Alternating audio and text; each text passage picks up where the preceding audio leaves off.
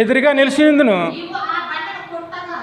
నీవు ఆ బండను కొట్టగా ప్రజలు త్రాగుటకు దానిలో నుంచి నీళ్లు బయలుదేరును.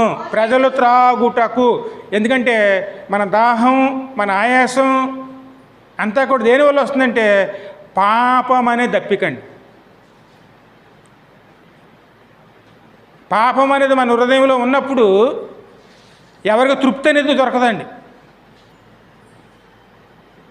తృప్తి అనేది దొరకదు.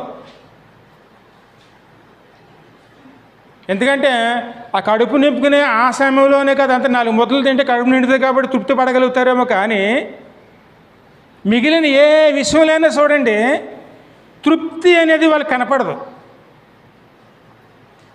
దాచుకోవాలనుకున్నాడు ఇంకా దాచుకోవాలనే చూస్తాడు, సంపాదించుకోవాలనుకున్నాడు ఇంకా సంపాదించుకోవాలనే చూస్తాడు.